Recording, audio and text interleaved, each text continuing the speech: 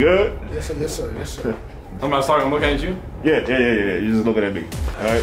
We'll make it look good. All right. You sleep last night? Yes, sir. Yes, sir. Last night was one of the best shooting performances I've ever seen in an East Lake basketball game. This man, Dean, goes 11 for 11. Without anyone knowing. Like, I look at it, like when Dean shot his first three, I was like, okay. So the second one, I was like, okay. Third one, I look at Coach, I'm like, hey, this man hasn't missed yet.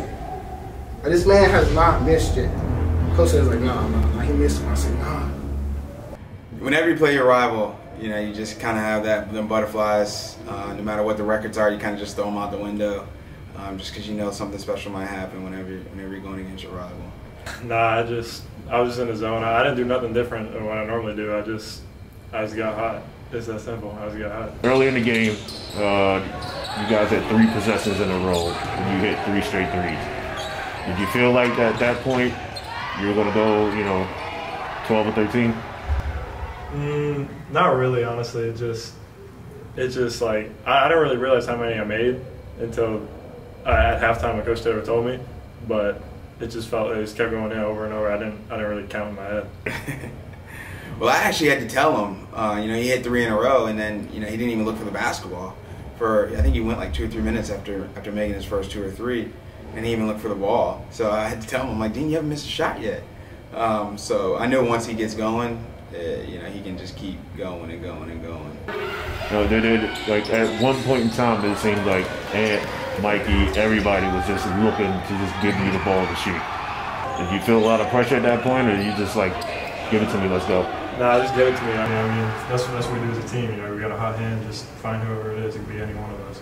Yeah, I mean, the way our offense is structured with so many seniors, we got 3 seniors in the backcourt, so a lot of it is just them going. I very rarely slow it down and call a set play, and so with those guys playing together for so long, they kind of knew once he started getting going, just to just feed him the ball. So Anthony did a really good job of kind of penetrating and kicking and getting them going, but then once he started, there was just no stopping it. After his third 3, I was like, oh, he's hot, so I'm gonna keep feeding him. And he was like, I'm 3 for 3, and I didn't know he was 3 for 3, so I was just like, all right, so let me give him the ball. And then once he hit like 5, I was just like, just take it. I was just like, have the ball. When we got it was the first quarter, he hit the 3. He hit 3 of the 3s, and then we came out in the second quarter, and he made it, like the first one he made. I knew he was missing after that. And it was like, I'm not even gonna shoot no more. Just give it to Dean. And then it was just crazy watching it. Like, it was fun just seeing it. When he hit that 10th 3, when the guy fouled him, when he hit the and one, that was his 10th. That was his 10th 3, the and one. Yeah, that was 10. What was your reaction at that point in time? I was the one who started talking to you, right? And you got in right after? Yeah. He's a bad man. I swear to God. That was crazy. That was crazy. I was just like, I ran down the court and I was screaming. I was like, he's on fire. It was amazing. Dude, I was like, I remember Aim was dribbling. I was like, just get Dean the ball. I knew he wasn't missing nothing. And then he hit the N1. I was like, damn. We was all sitting over him, yelling at him, and I was like, just enjoy it. Like, let this sink in. It's a one-time thing.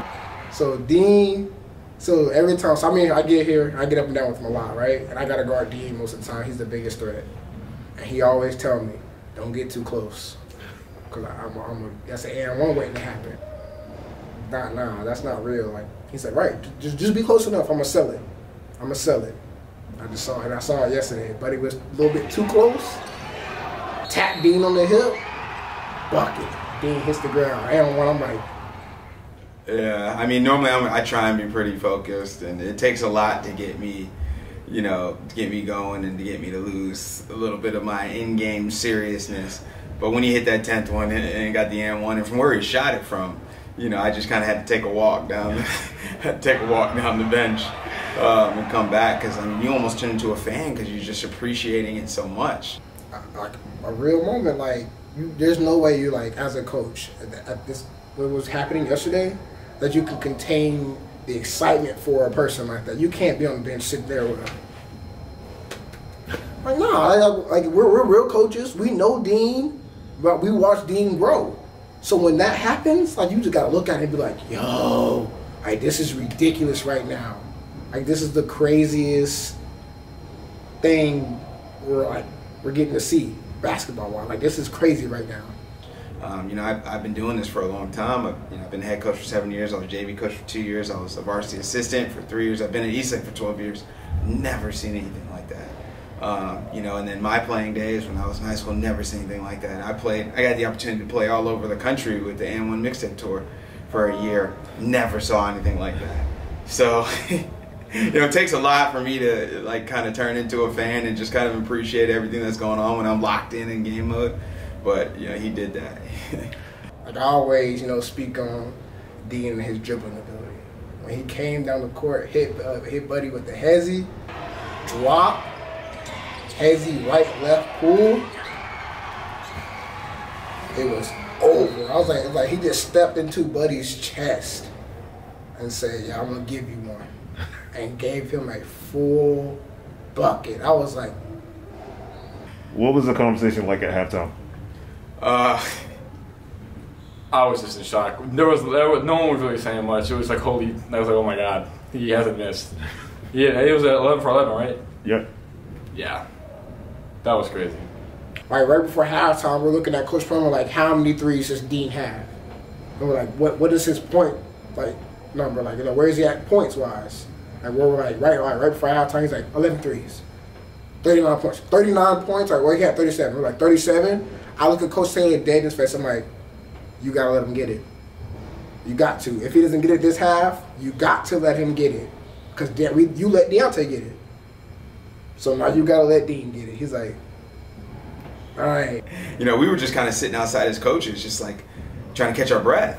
Like, what did we just see? Like, what just happened? You know, so we literally spent the first 2 or 3 minutes of the half, you know, just kind of looking at each other like, did that really just happen? It was truly incredible. So then we went in at halftime and we said, you know, we were so close to the school record. And I remember with Deontay too, I let him go an extra minute in the second half when he got it. Normally my rule is strict. If we're up 35, then the starters don't see the court in the second half. But he was so close and he hadn't missed a shot yet. So I had told them I was going to give them a couple more minutes in the second half to get it done. Coach just said we're going to try to get you the record at 37.5. The record was 39. And, you know, just getting a couple possessions second half, get the record, and then the subs just get in and do their thing.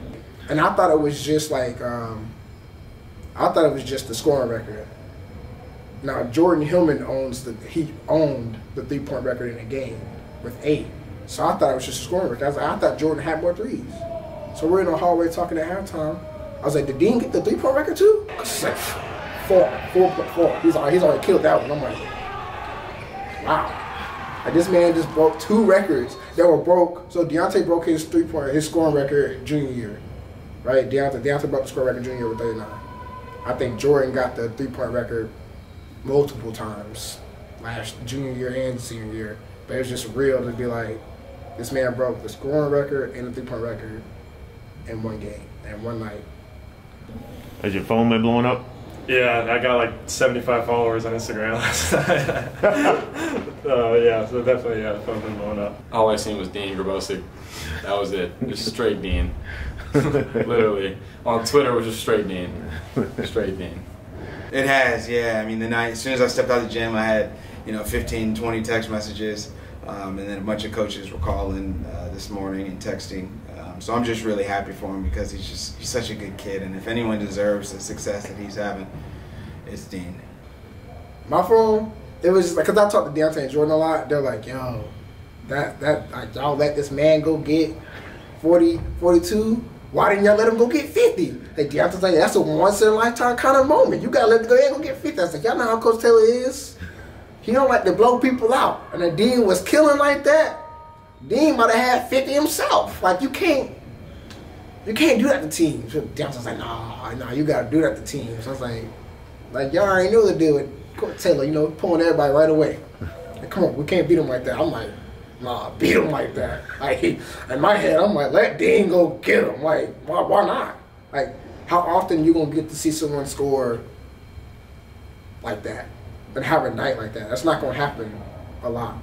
So why not let him fill it up? You know, I'm not the head coach. I can't. I'm over here begging every time somebody has a good night. I'm gonna get a coach. Let them go get whatever they want. Let's put the record at 60. He said, "Nah, I can't do that." I'm like, all right, coach. All right. Think he can do it again? Yeah, he'll definitely do it again.